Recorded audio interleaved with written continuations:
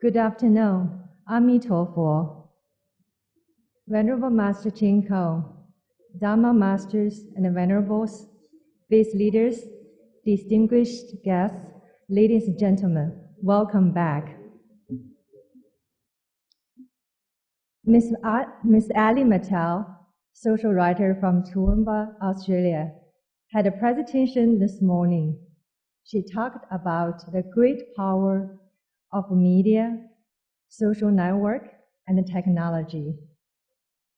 It is only 2 hours from her presentation. We have already started practice the power of technology.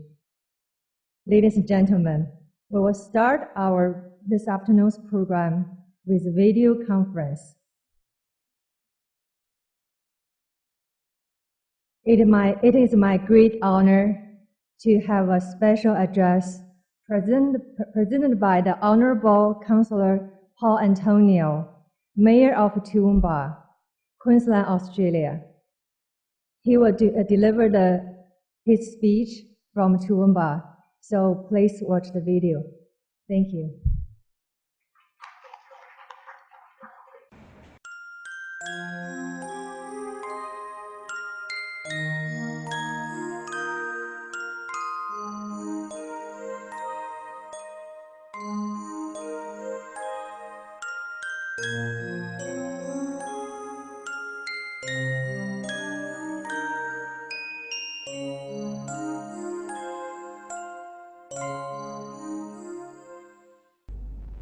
Queensland, Australia. It's a great privilege, ladies and gentlemen, to have the opportunity of saying a few words.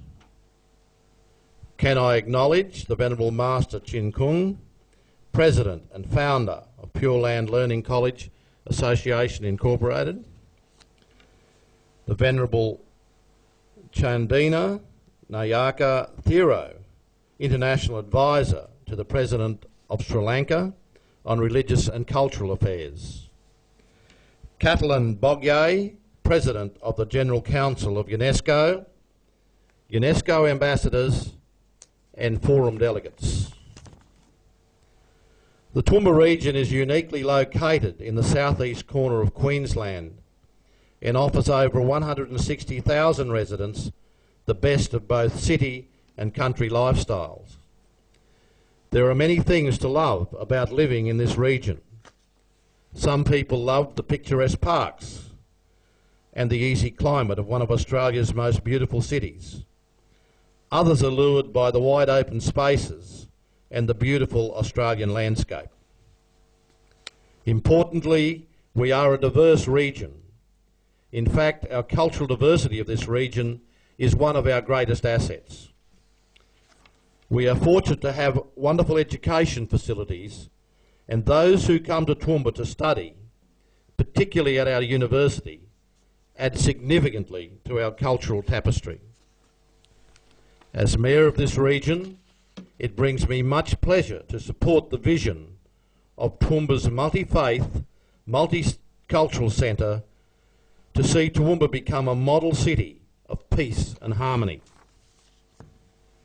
It's great to see so many of you come together with a unified vision to create a better understanding of the diversity in each of our communities.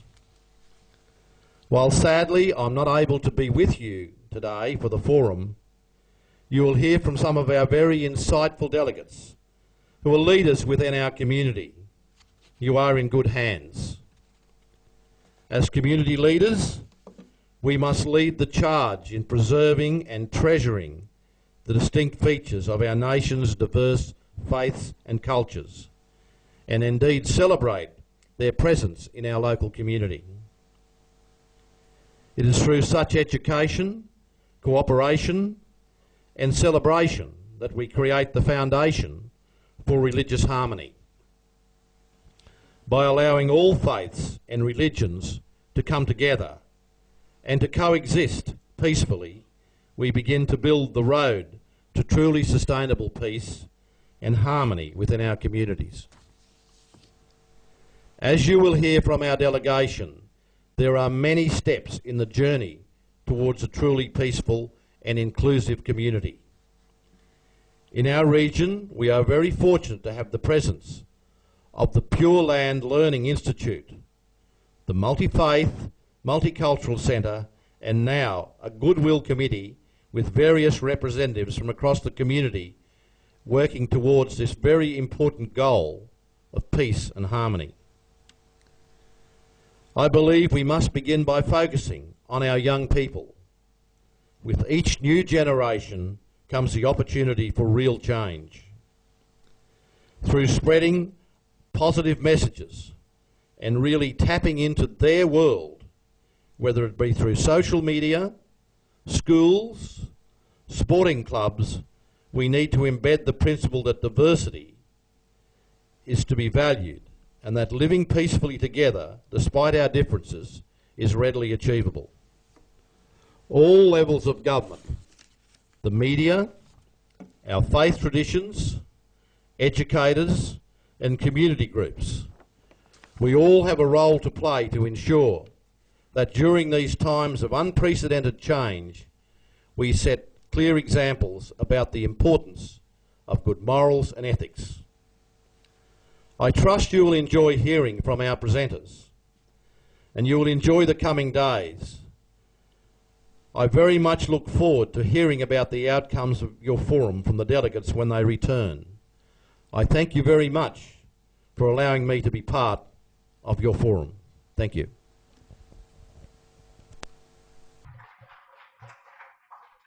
Thank you very much, Mayor. Our next speaker is Reverend Dr. Jonathan Inkpin, Rector of the Anglican Parish of St. Luke, Toowoomba, Australia, and a member of Goodwill Committee.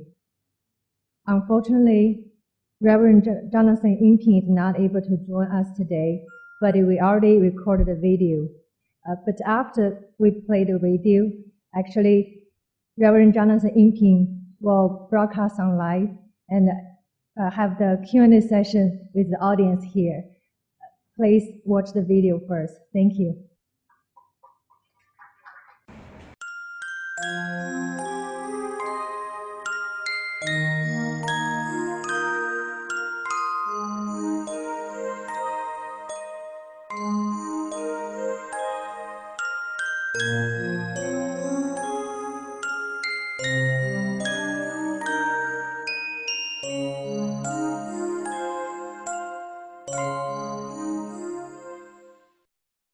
Honourable Master Ching Kung, UNESCO ambassadorial delegates, representatives of the Sri Lankan government, and distinguished faith leaders and other guests. It's a great privilege to be able to speak to you. My name's the Reverend Dr. Jonathan Inkpin, and I'm a member of the Goodwill Committee here in Toowoomba. Firstly, thank you so much for the opportunity of addressing this forum. It's a great joy and delight. I was delighted last year to visit Singapore as part of the invitation of the Venerable Master and the Pure Land College, and we met so many wonderful people there and learnt so very much. Builds on the work that we're doing here in Toowoomba and complements some of the other experiences I've had. It's a really valuable and wonderful opportunity we have in Toowoomba to try and be a model city of peace and harmony for not just for Toowoomba, but as a model for the world. I'm most grateful to extend those relationships through this video link, and I thank everyone who has made this conference possible, especially the Venerable Master and my increasingly good friend Mr. Hanif and his team for working so hard in enabling us in Toowoomba to move forward. Without that inspiration and without that support, we certainly wouldn't be where we are at the moment in Toowoomba. Secondly, in beginning, I'd like to acknowledge the Jarawar and Gayabal peoples, the indigenous peoples of the place in which I'm standing at the moment, whose stories, rituals and sacred places have served as bearers of peace and harmony for many, many generations before people from my country in Britain came to Australia. For resolving conflicts and promoting peace and harmony is hardly, of course, a new thing. It goes to the heart of all great traditions of faith and wisdom. But sadly, I think we're in the process of having to relearn what we have ignored or torn apart. But always there are encouraging and inspiring ways back. And this conference is part of that process, which it's such a delight to be part of here in Toowoomba. So may we all continue to learn from one another in the journey towards healing of our many peoples. I'd like to just say a few words personally about why I think this journey is so important and why I am personally involved and committed to the vision of building a model city of peace and harmony in Toowoomba. And in doing so, I hope it reflects a little bit of my part of the Christian tradition, the Anglican Church, as part of the wider Christian Church, and its commitment at best to try and be part of this initiative. And then I hope to say just a few things about some images and pictures of things that have happened recently which give me such heart and such excitement for the future. What is a holy place to you, I wonder? A place where you find particular renewal of faith and meaning. Maybe it's quite close at hand in Sri Lanka, or perhaps it's much further afield in another country. Perhaps there are many places on your personal journey that are important to you personally or to your ancestors. That's certainly true for me, as I came to Australia about 12 years ago from my native United Kingdom. But I'm delighted now to call Toowoomba home. Why Toowoomba, you may say? Why have I come to Toowoomba? Well, I felt called here, and I wasn't quite sure exactly why I was called, except that the bishop rang me up and asked me to come here. The question, why Toowoomba, was one that was very much part of our Interfaith Summit recently, as people said, well, why should there be a vision of building a model city of peace and harmony in Toowoomba, of all places? Why Toowoomba? And the Venerable Master was asked about that and gave a wonderful response. But I think the answer we really came to together, prompted by the Venerable Master as well, was why not Toowoomba?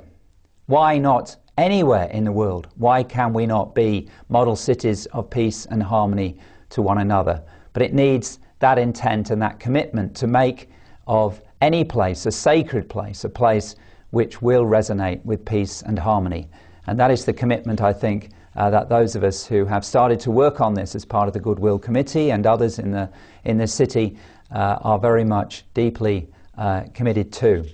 And something that within the best of my Anglican church tradition is also part of what we call the generous love to which we are called as Christians today in all places across the world, to share the love that we find in Jesus, but in a generous way and not in a way that just seeks to put forward the Christian church in itself, but to touch something which is much deeper and closer to us all.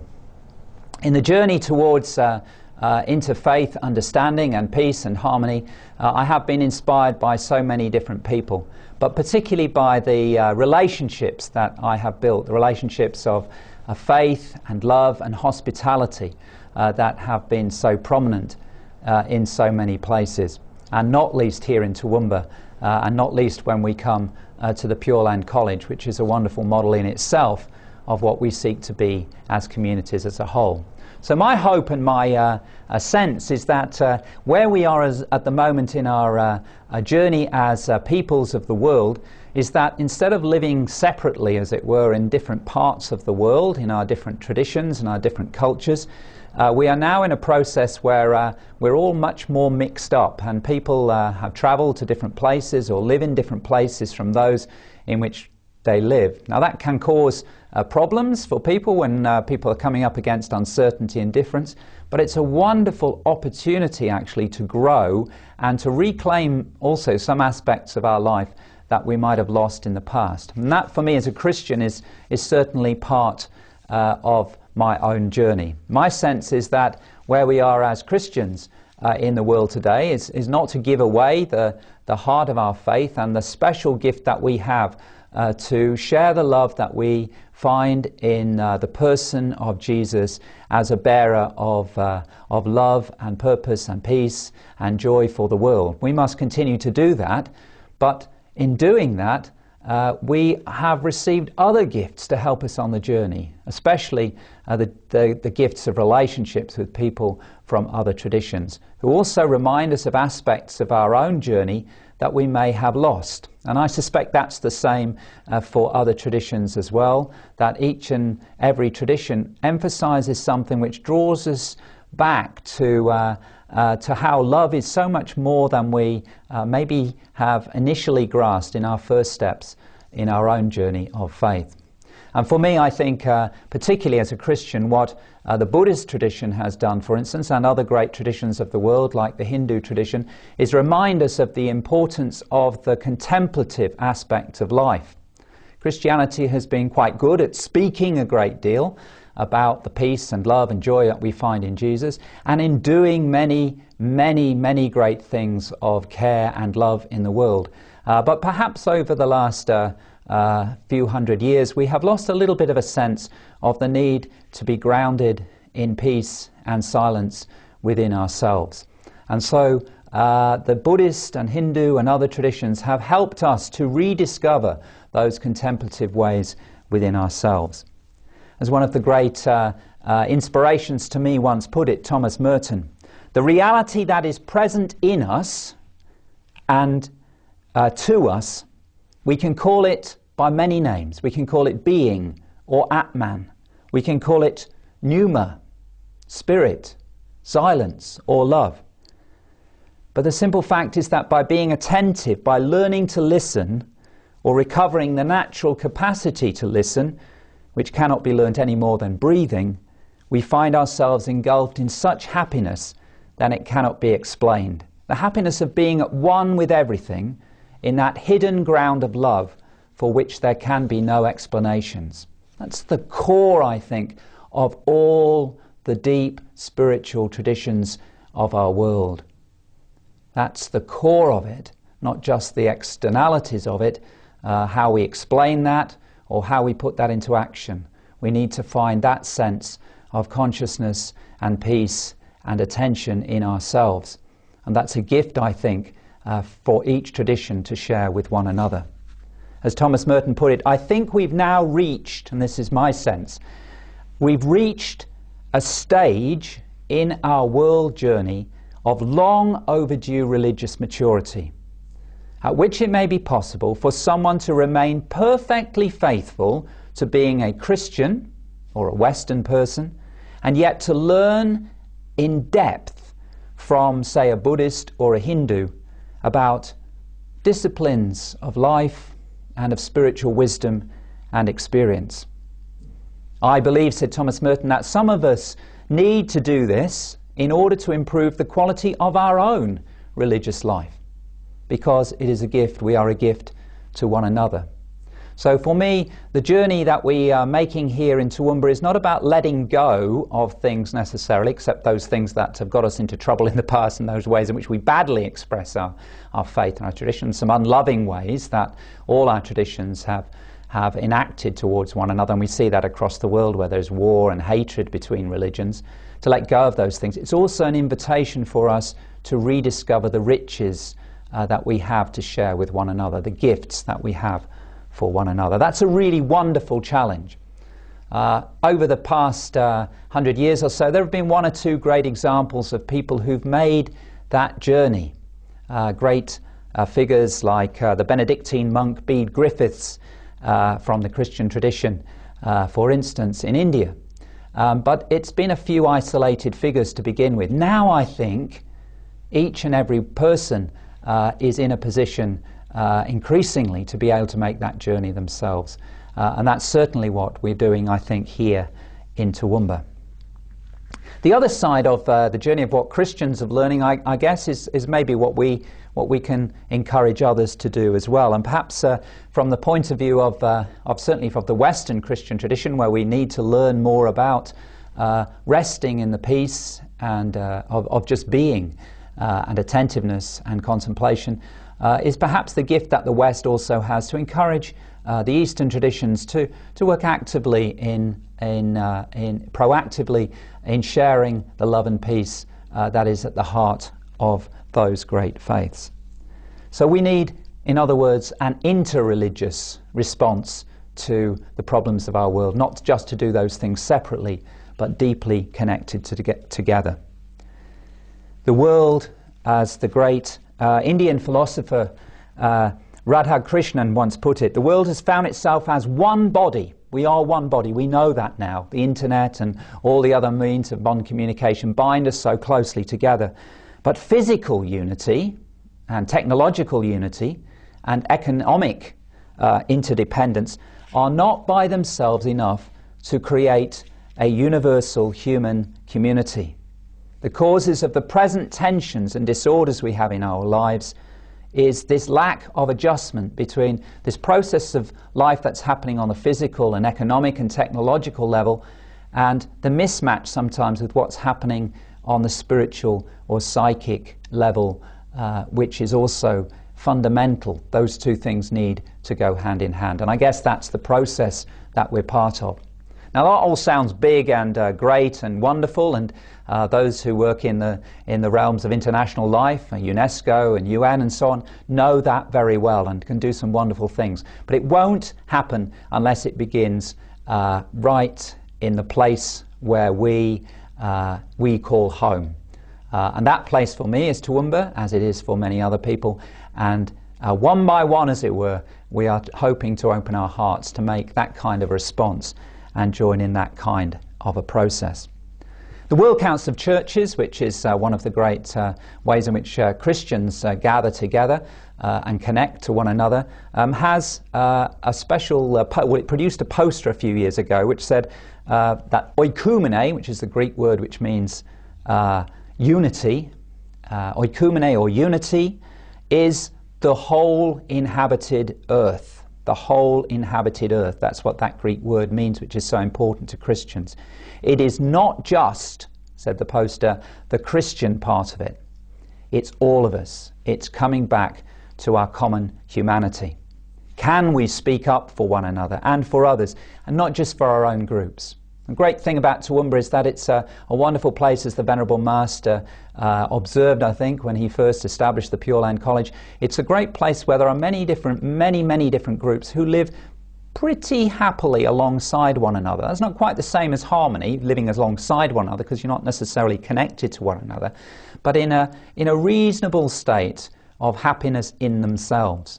But how can we share that happiness together and connect with those who are unhappy and disconnected, even in Toowoomba, where we also have our own problems?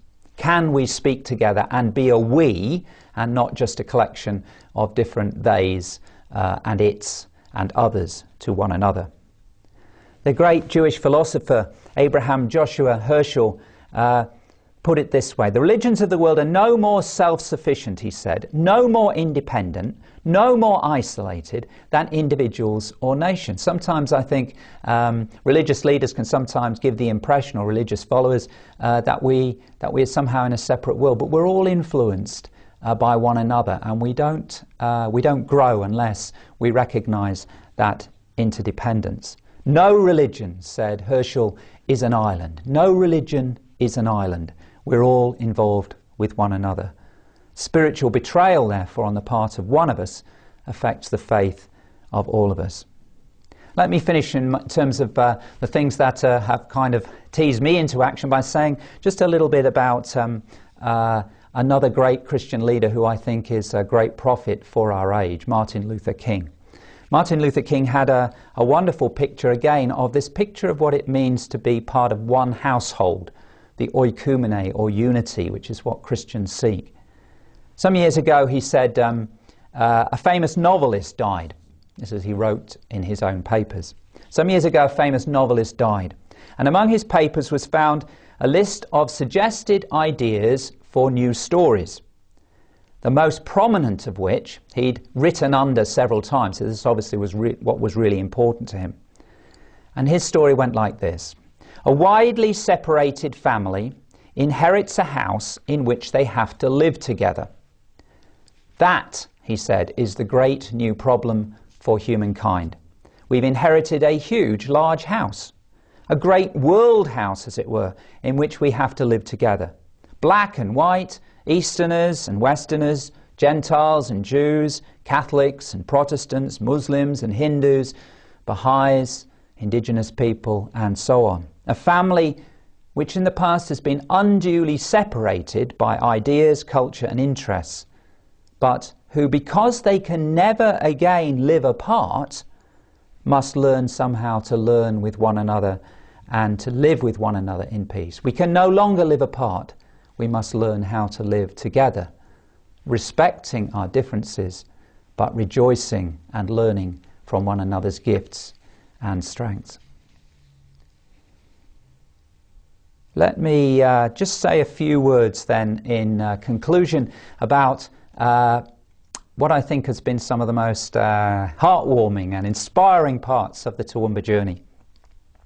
The first of them, I think, is the sharing of time and food.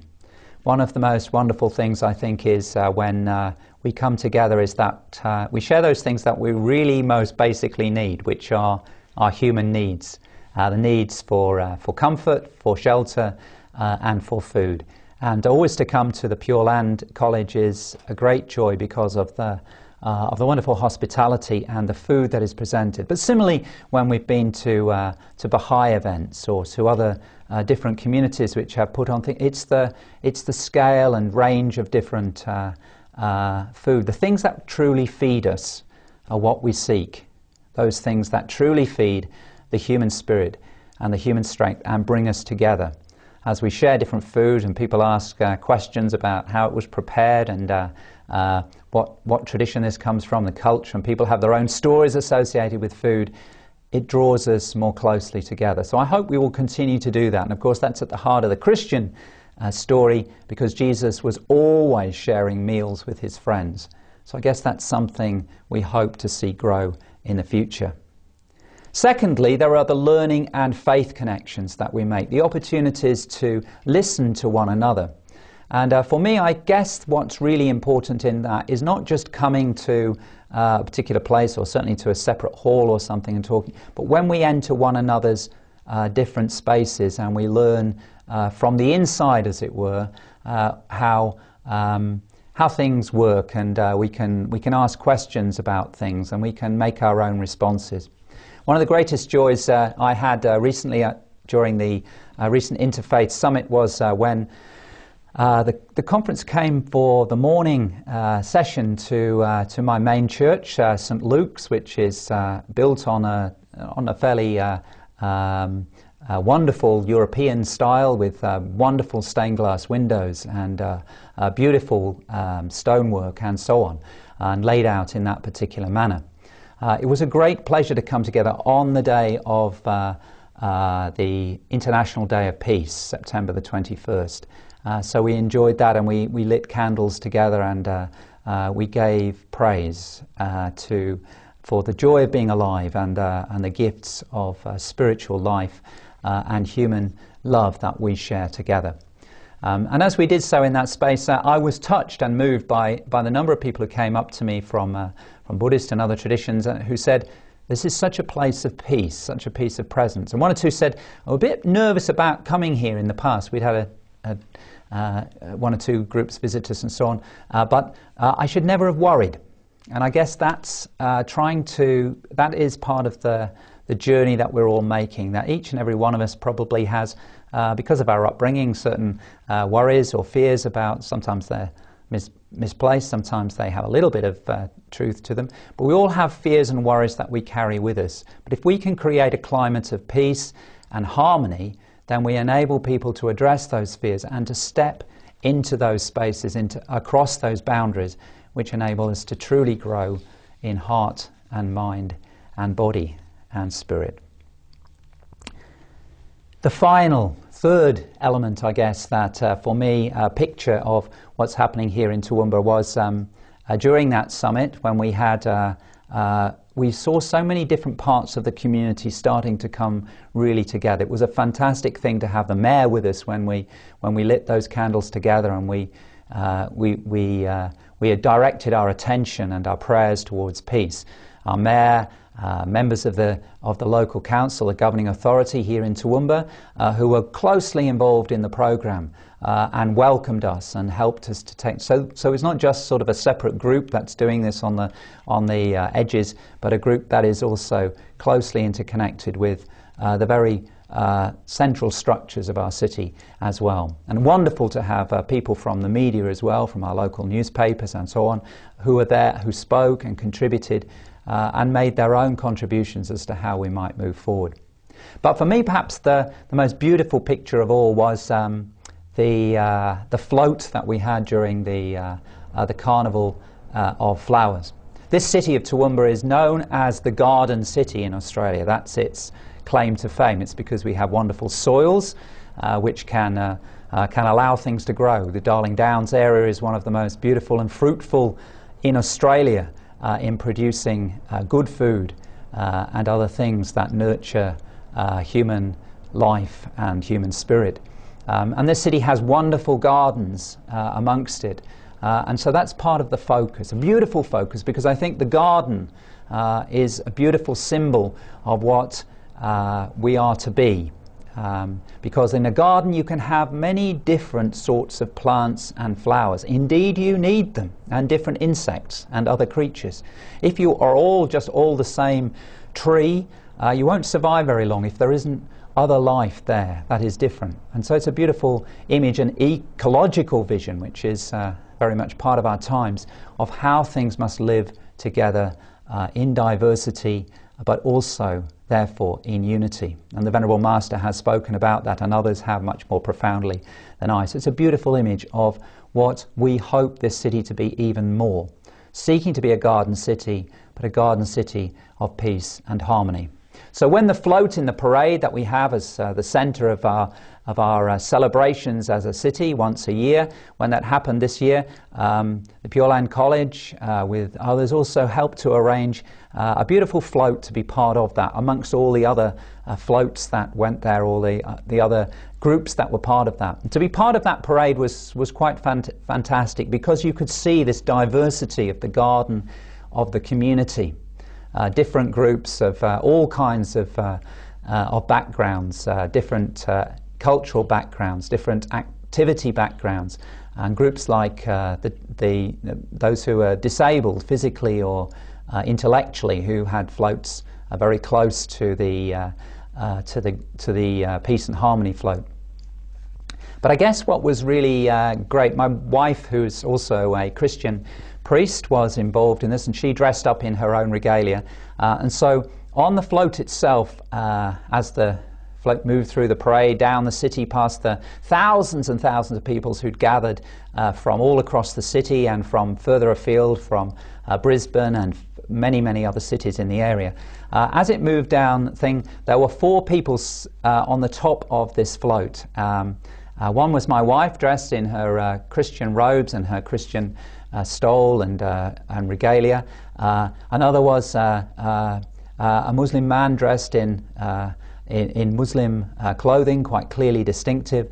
Another was one of the Venerables from the Pure Land College, dressed also in her own robes of her own vocation. And then there was a young man who was one of the young Aboriginal men, and he was painted up in a traditional manner. And they stood at one point at 4 corners of the top of the float, and it was like there were 4 corners of the earth represented on this float. A beautiful, profound symbol of what Toowoomba offers, I think, and seeks to be as a model city of peace and harmony.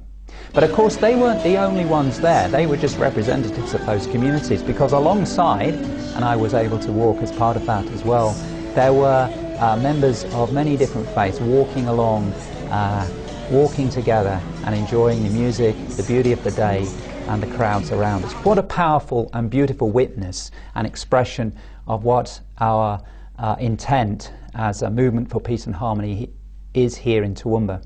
My wife commented that as she was on the top of the float, people would, and she was waving to people, people would wave to her, and she noticed that the different communities of the city, as we passed them by little, they would respond in different ways. You know, the Christians would recognise Penny as a Christian minister. Members of the Buddhist community would recognise the Buddhist person there. Members of the Aboriginal community would recognise the young man from the Aboriginal community, and so on, and the others who are walking alongside as well. So each section of the community was, as it were, drawn into that, whereas the other floats were all very important, but they were all separate. We were together as one, drawing all those different sections together and encouraging them, so that when people celebrated the coming of the Peace and Harmony float, they were celebrating not just the Peace and Harmony float, or their particular bit in it, but all that connected with the whole of that humanity represented in that space. So for me, that's a beautiful picture, because it's also a picture of something on the move. This isn't just like a static place, but a group of people who are moving together. And no doubt we'll have our moments of when we think we've lost the way a little bit, or when the rain comes down, or whatever else happens on our journey.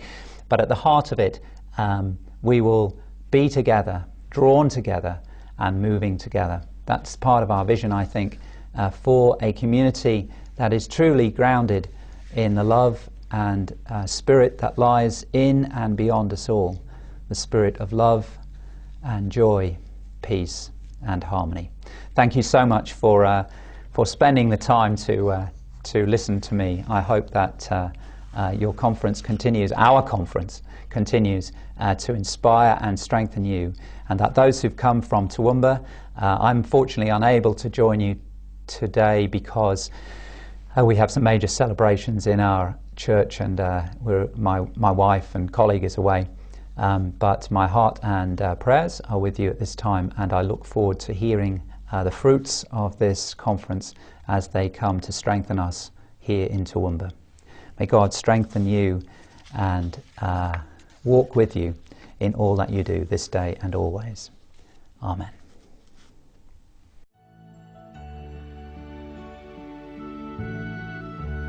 The next speaker on our program is a high school student in Toowoomba, Australia. She is probably the youngest speaker for this forum. Unfortunately, she's not able to join us today either because of her schoolwork. So we recorded a video. Ladies and gentlemen, here is Miss Sophie Ryan.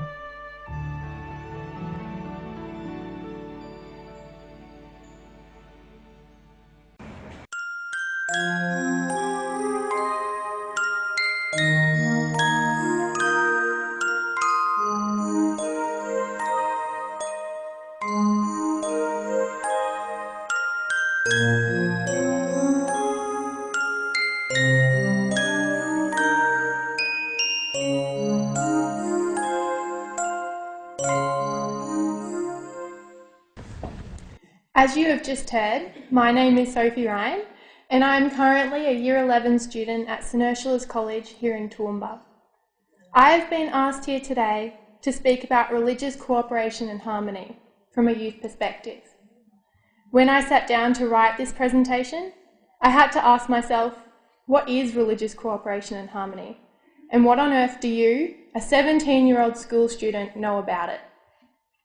I decided that the best way to go about finding my opinion on this topic was to pinpoint what I do know about it. I asked myself to think about the role of religion in my life and what I've seen of it in other people's lives. I was born in Brisbane, and for the first part of my life, I grew up and was raised in Brisbane. As the capital of Queensland, Brisbane is home to people of all different sorts of nationalities, cultures, and religions. But for me, I might as well have been raised on Mars for all I knew about the diversity of this city.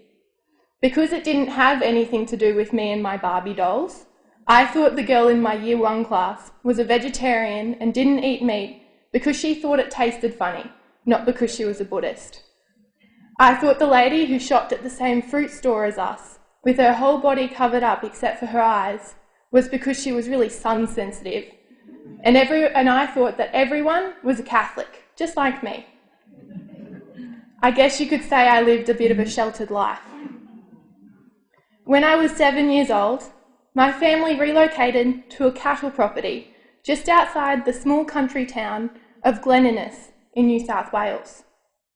Now, living on a cattle property didn't quite expose me to the cultural diversity of Australia.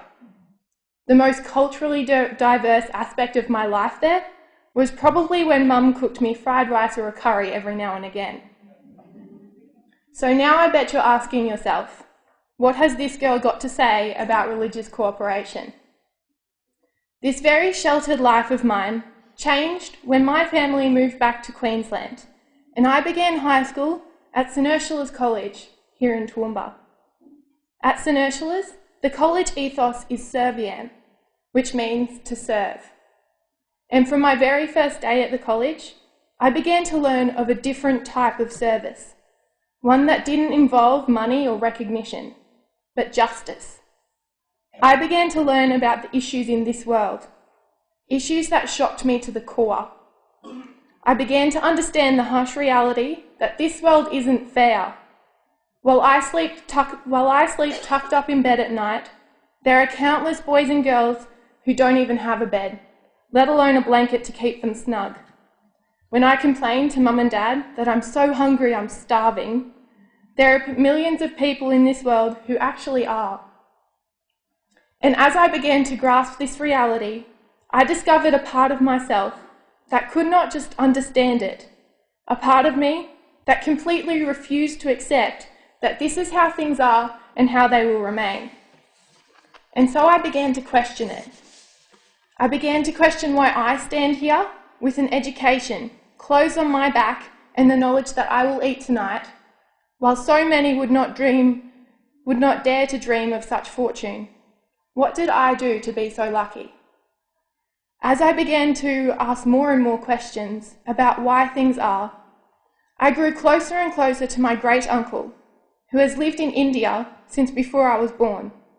Uncle Paul, a Jesuit priest based in Patna, the capital of Bihar Sharif, quickly became my go-to guy. When I had a question or a problem, I'd shoot Uncle Paul an email.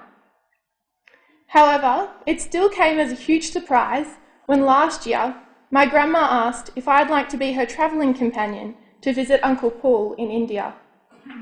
And so it was in late November that I went on my very first overseas trip and ventured into a place where English was not the spoken language.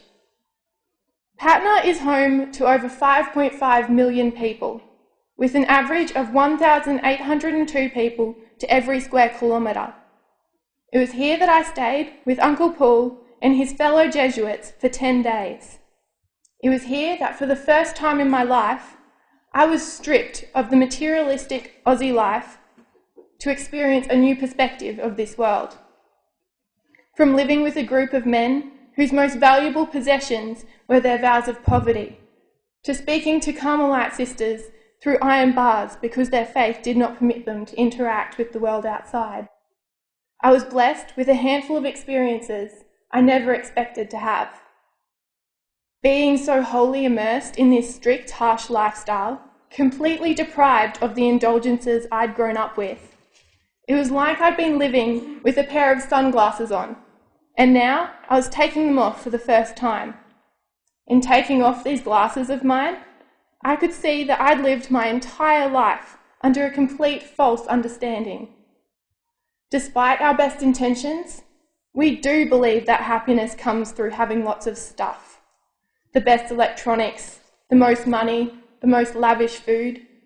But without these glasses on, it dawned on me that rich is not a word that should be associated with money, but with people and with faith. Here I was, living without a phone, without a computer, without hot water, and it felt like Christmas.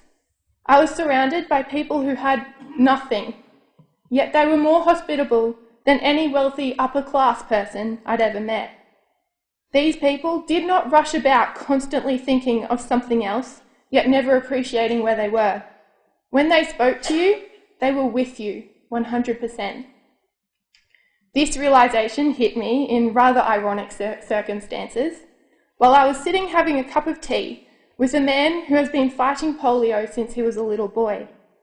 He pulled out his prize mug, his only mug, with pride. And guess what? It was a Ursula's College Toowoomba mug. In India, on the other side of the world, what are the chances? As we sat and chatted, he told me that Uncle Paul had been given this mug after visiting St Ursula's many years ago and deemed the mug too much of an indulgence for himself. I'll let you in on a little secret. Ever since starting at St Ursula's, I'd always thought of those mugs, which we give to guests, as incredibly tacky, a complete waste of money. But seeing this tacky mug as someone's prized possession made me see that we really don't need the best of everything, that less really is more. Being in India, I was exposed to religion like I had never seen it before. I saw religion as it was supposed to be, a source of light in places of darkness, a way to bring people together. I could see that for people who live in extreme poverty, faith is a possession that no one can take away, and therefore it means more than any material object ever could. For people who know hardship, faith is a way to be happy. This made me think, here in Australia, people generally place possessions above religion, above spirituality, and ironically, we're never content. Our nation, unfortunately, now looks at the highest rates of suicide that there's ever been. Yet in India, where faith seems to be generally placed higher than things, people are happy. Have we made a serious mistake in our priorities and not even realised it? Coming back from India, I answered this question for myself. I think we've lost ourselves while we've been too busy pursuing the concept of wealth and of being advanced. We've forgotten what is important. When did we start believing that wants are more important than needs? That looks are more important than what's on the inside? When did we fall into the trap of thinking it is safer to be more concerned about ourselves than others? When was it that we decided material objects are more important than faith? I was lucky enough to have the opportunity to go on another life-changing trip this year, but this time the trip was with school, to the Ursula Student Leadership Camp in the beachfront town of Hua Hin in Thailand. But what I was surprised to find was this camp was not just a how to be a good student representative camp. It was a camp in which we raised the questions I'd been asking ever since visiting India. A leadership camp that focused on encouraging these questions and finding answers, that concentrated on leading our society to a better future. We spoke about a life process, a process which, if we can put into action, our world will become a better place. First, we spoke about learning to learn, that in order to truly learn, we have to focus, and then we have to think. After thinking, we have to research in order to truly understand. We discussed the idea of being able to see a problem, that seeing past our own views in life is a challenge, and that we don't realise it, but we see with our own experiences and with our own context. In order to see a problem, you have to step into someone else's shoes and look beyond yourself. Then you must accept the people within the situation. You must accept their views and accept their way of thinking. Accept that they are people too. If you don't accept a person and their point of view, you risk stopping them from ever stepping up and giving it again. After accepting a person, you can then disagree or agree. We sometimes forget that judging is completely different to accepting. After agreeing or disagreeing, we then reflect. We must understand why we think this and how we can do something about it. What will actually make a difference? Then and only then can we act. At the camp, we learnt about the idea of interdependence. Essentially, we are all influenced by society, race, religion, media, school, family. But to be someone who can make a difference, We must first be independent. We must be economically independent, have a source of income and be able to support ourselves. We must be politically independent. We must have the power to stand by ourselves and not just do what the more important people in this world say is right. For me and for other youth, this means challenging the views of older generations and refusing to accept things just because more experienced people have said that it is right. You must have your own beliefs and not just believe in what everyone else does. Once becoming independent, we can then work towards interdependence, the quality of a leader, the ability to work with others. In order to make a change in this world, we must be interdependent. One of the highlights of this camp, for me, was the morning we were woken up and told, it's time to put the process to work. We were divided into groups and given a destination. For some, this destination was the fisherman's village. For others, it was the railway station or the markets, but for me, it was the beach. Then we were given a list of challenges. Our first task was to see our surroundings and see the people. For me, I saw a beach crawling with wealthy tourists enjoying getting a tan. Meanwhile, the local Thai people steadily ticked away at their lives. For some, this was convincing tourists that their beach chairs were the best, even if they were rough and rotting. For others, it was trying to sell things to these tourists, who ignored them. Our second task was to speak to these people, to understand and to listen to their stories. We quickly learned that despite having jobs that us tourists label as pointless and as sad, like in India, these people were happy to have what they had, to be where they were. Even if they had to walk miles to get to work, they were happy so long as they could feed their children. Next, we were asked to do an act of service. For my group, our act of service stemmed from seeing a lady walking up and down the blistering hot beach trying to sell ice creams to the tourists from her old esky. After speaking to her, we learnt that this was her livelihood.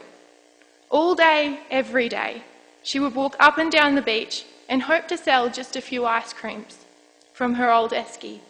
On a good day, she could hope to sell maybe 5 ice creams. From this, she could hope to make maybe 100 baht, just over $3 Australian.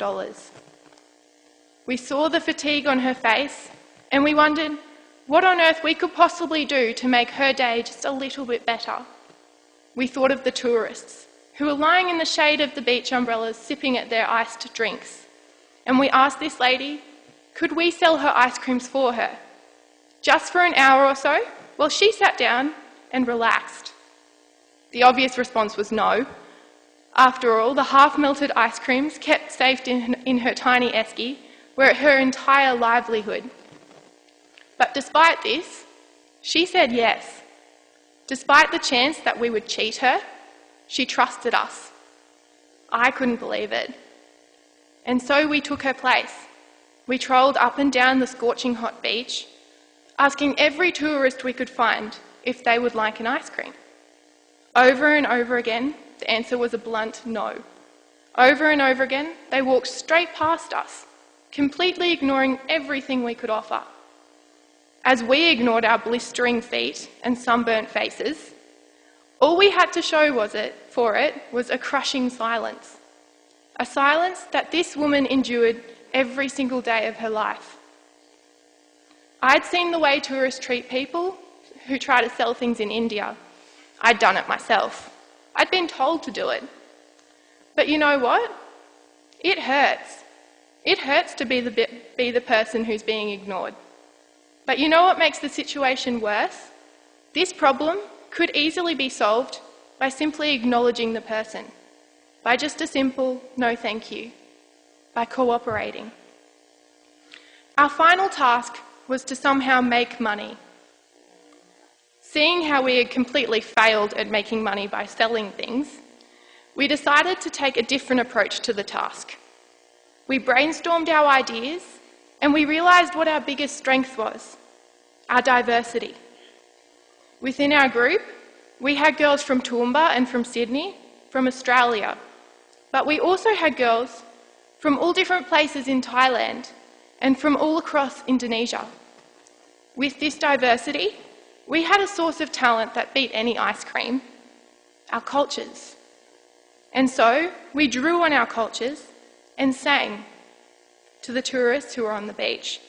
We sang our national anthems, we sang songs of hope, and for us Aussies, we sang Home Among the Gum Trees. Alone, we would have just been Aussies or Thai girls singing, but together, we were a group of passionate women, all united in that little Serbian badge worn above our hearts. And we made money. While it was probably not our tone-deaf Aussie voices that won over the crowds, our sense of unity and of friendship did. Through drawing on our differences, we were able to create something beautiful. This made me think. Our world is constantly focusing on differences as a bad thing. Difference is belittled in our society, and sometimes even shunned. But at the end of the day, it is this difference that gives us the opportunity to create something beautiful. Besides, I don't think there is such a thing as complete difference. Look at us.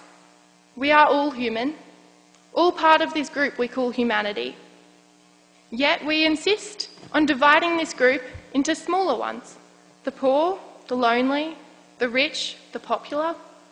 Yes, difference brings with it uniqueness and individuality, but we must draw on our similarities before our differences. Like our Serbian badge, connecting us all at the camp, there is a thread that connects us all. Without this thread, there is no point in harnessing our differences because no one can see the differences. With us all here today, our thread is our spirituality, our beliefs, our passions. Within our various religions, we all believe in something bigger than ourselves, in some form of transcendence. Yes, within these beliefs are differences that do separate us, but we forget that with these differences, we have the opportunity to create something beautiful. Another way that I like to think of the role religion plays in our lives, in our world, is that our world is essentially just like a piece of cloth, a piece of fabric that is made up of hundreds of threads. Many of the threads are hidden from the naked eye, but are nevertheless essential to the makeup of the cloth. Without them, the fabric would fray and it would fall apart. For many of us, religion is like one of these threads, a thread always present in our lives and essential to holding the fabric together. But sometimes its role is forgotten and taken for granted because for some of us, it can't always be seen.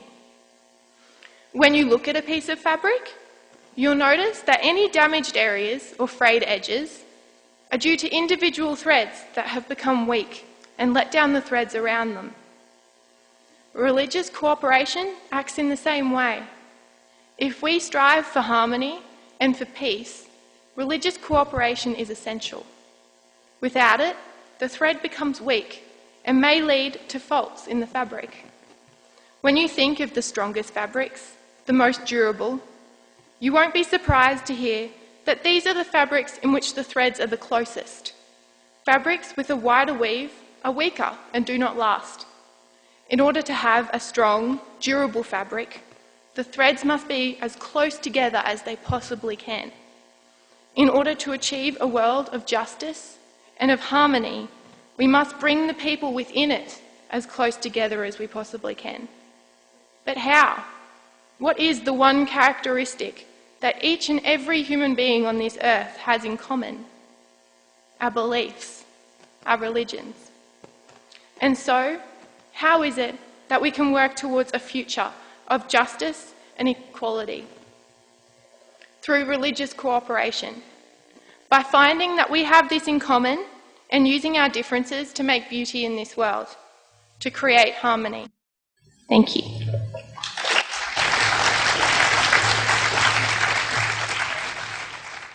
Thank you. As we mentioned earlier, we will have video conference live between our two speakers in Australia and everybody in this room. So please feel free to ask any question you have. Meanwhile, may I invite Ms. Ali Mattel, social writer from Toowoomba, Australia, to host this Q&A session. Before the Q&A session, if I may, I have a couple of housekeeping rules. First, since we are doing live broadcast, please turn off your cell phone or put it on mute. Second of all, for the quality purpose, because it's a live broadcast, please do not surf internet during the Q&A session. Thank you very much for your understanding and cooperation.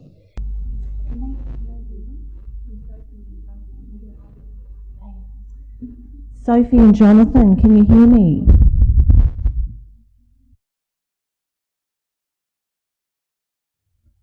They can? Oh, sorry, I can't quite see Sophie and Jonathan. But we so enjoyed your presentations, and we thank you very much for taking the time to present for us. And of course, we're very sorry you can't be here in person. But this is the next best thing. So what we need is some questions from the audience, and I guess we might start with questions for Sophie. From the youth perspective.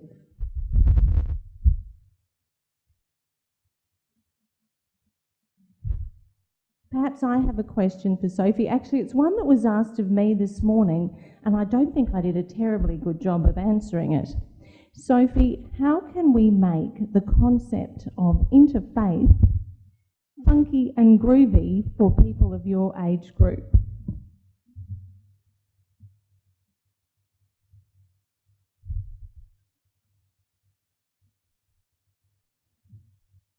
I don't think she can hear.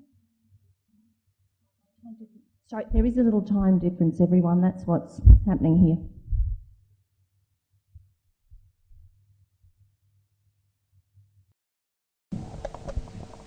I think interfaith is a concept that is already relevant to my age group. It's just making us realise that it's relevant to our age group.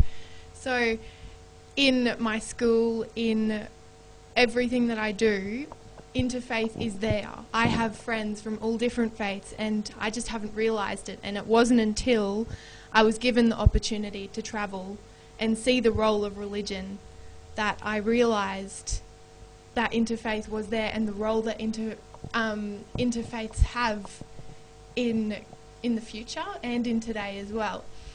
So I think that in order to make my generation realise how important faith is, I think we need to be given more opportunities and redefine what faith really is. Thank you, Sophie. Do you think there's something we could go, we were talking a bit this morning about Gangnam Style, which went viral on YouTube.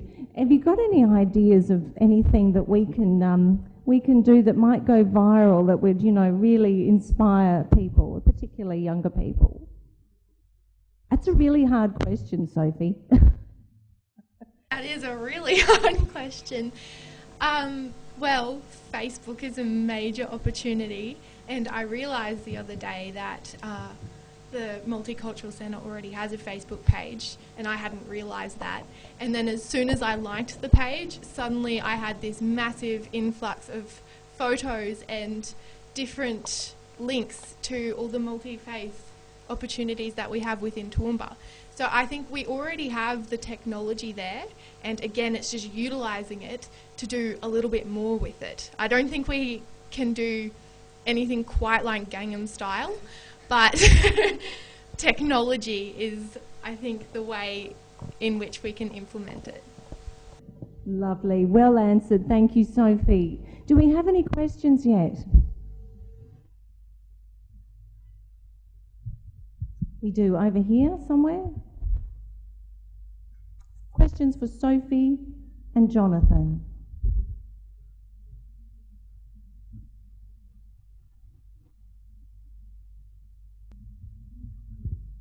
This is for Jonathan. Mm-hmm. Now, Jonathan, you are a Christian priest. How do you get the opportunities to mix with the other religious groups to inculcate what you have been telling us, especially in terms of peace and harmony, etc., in terms of understanding one's other faiths. How do you, in your city or in your area, how do you do this? I'm a little inquisitive to know. Thank you.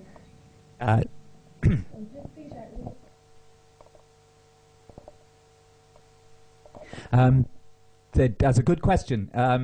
I guess we take the opportunities as we can, and I think it's something that's growing. We've had one of the wonderful things that I've had the opportunity to do is to speak at the Pure Land College. We have the Pure Land College through its faith, multicultural work, enables a faith-sharing process. So each Saturday, usually, there's somebody who's speaking about their faith from their own particular point of view, and usually to a broad range of people. So I've had the opportunity myself to share something of the Christian story and the Christian understanding of reality and of life, and how we can respond in love and peace. And then there are other opportunities in our city through the media in general, but sometimes we have opportunities, some Christian ministers to write in newspapers, so we can say something about that, but also through the university has been an important element, I think, in the life of Toowoomba, the University of Southern Queensland, and working with other bodies in the Multi-Faith Centre at Griffith University in Queensland is a really leading player, I think, in Australia in helping people of different backgrounds to share their faith with one another. But increasingly, I think it's also in just some practical ways of doing things. And two examples I'll give you. I was only here I've been in Toowoomba nearly 2 years, and when I first arrived, there was a Christmas dinner for the homeless and for those who are struggling in my church hall. And I went along, and there singing were a group of Baha'i young people. And out of that, we were able to have a conversation and sharing what was important to us from a Christian point of view about Christmas, what was important from the Baha'is and so on, in the context of actually serving and trying to share with others. So I think that's one of the great opportunities, is when we're working together with others, then we start to say, well, why are we involved in this? Or what is it that we as Christians can bring to serving others? Or what is it that the Baha'is have to understand about the equality of men and women, for instance? What is the Muslim faith to offer in terms of justice, and those things that actually can help to build us up? So it's when we're working together for a task, I think, is really important. And then the other thing I would just offer as an example is meeting the needs of new peoples who come into our city. One of the great things in Toowoomba has been the way in which we have had successive groups of refugees come, some from terrible circumstances in places like Sudan. And in Toowoomba there is a very active refugee network. And I think it's through those circumstances, and some of the Sudanese are Anglicans, active Christians, many of them. Others come from other backgrounds and have other faiths. And so there's an opportunity there for us to try and share our experiences and our understandings of faith, grounded in the life and the challenges and experiences we've had. So yes, there are a lot of different opportunities, but probably they're some of the ones that we use in Toowoomba at the moment.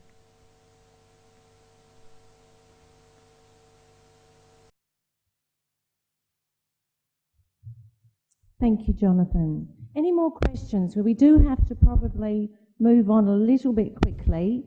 Any more questions for Jonathan or Sophie? I can't see anyone. Oh, there is one? Okay.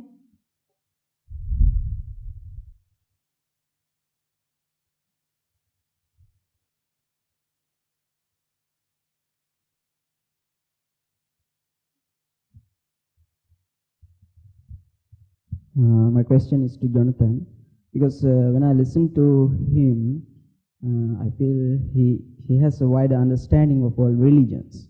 My question is, actually when we go into deeper level of the religions, or many religions, they maintain theoretically sort of exclusivity. So I think this is a sort of barrier to mix with other religions and to welcome people from other faiths, because this is inherent issue in many religious traditions.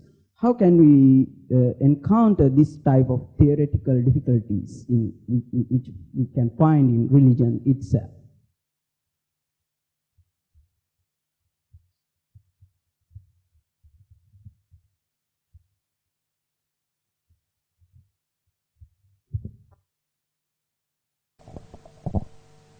That's a great question. It really is a great question. I think that the deepest level, and I guess I said that in my little talk, the deepest level of connection is in what one great mystic called the communication in the cave of the heart, in that depth level.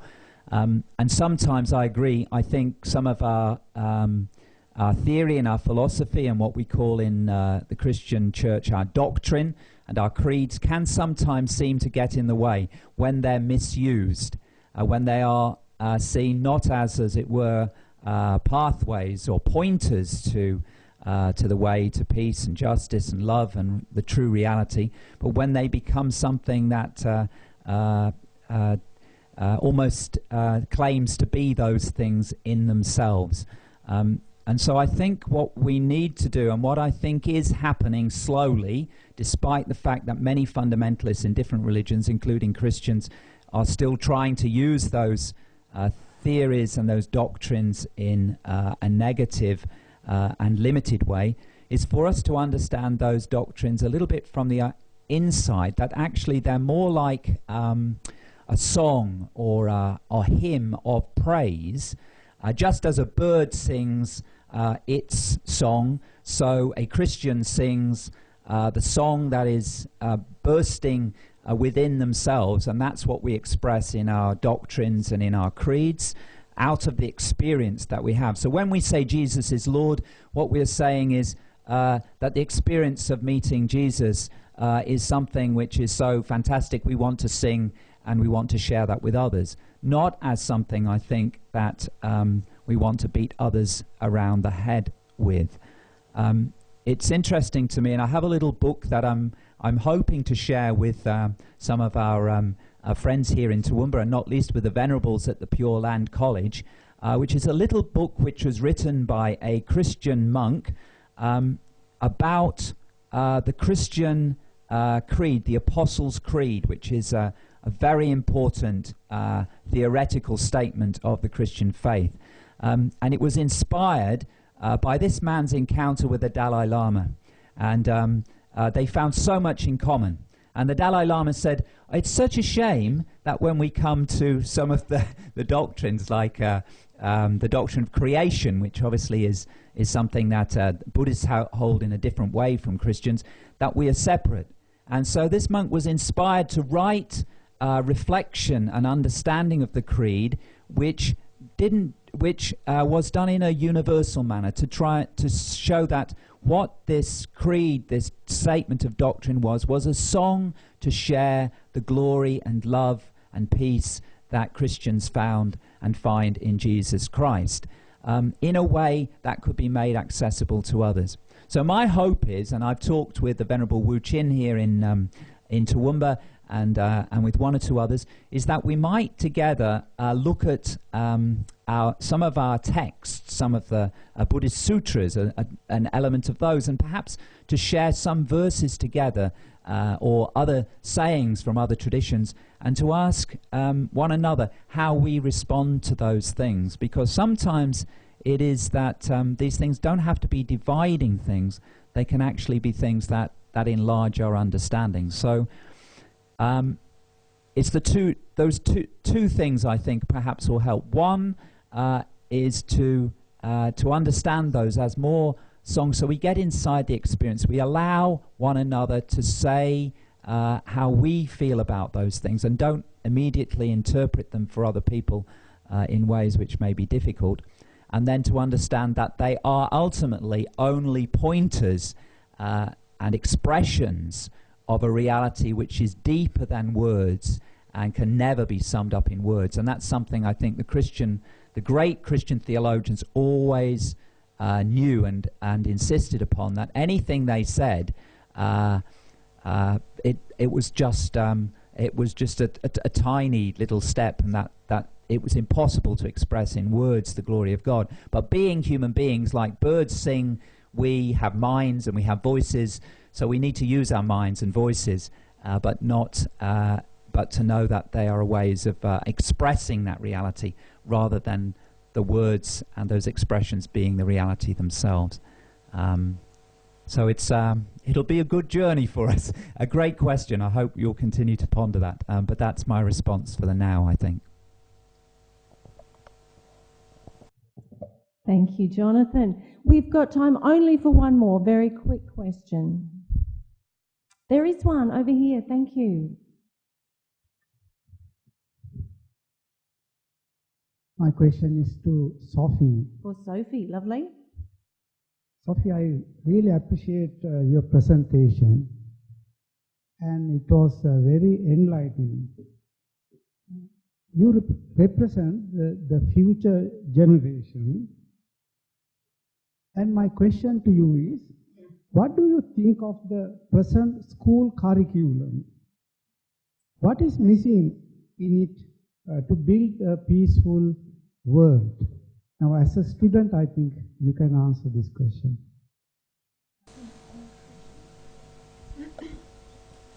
I think in my past, in my education so far, what has been missing for me is more of an education on all the religions, not just my religion. So at the moment I'm studying study of religion, a subject which is based on all the different religions, but I'm in year 11 now and I've had my whole entire schooling without that, and it's suddenly like I've just all of a sudden got all this new idea of all these different religions that half of them I didn't even know existed. And I think that is missing in the junior curriculum, and that needs to be introduced to us earlier.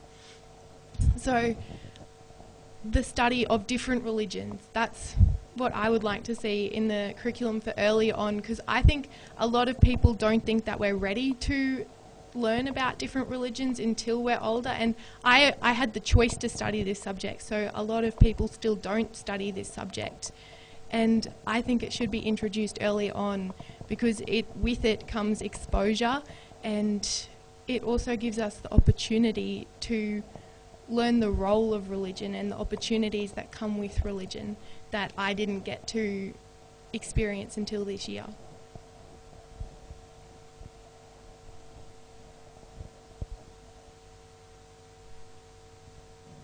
So the study of different religions, that's religion that I didn't get to experience until this year.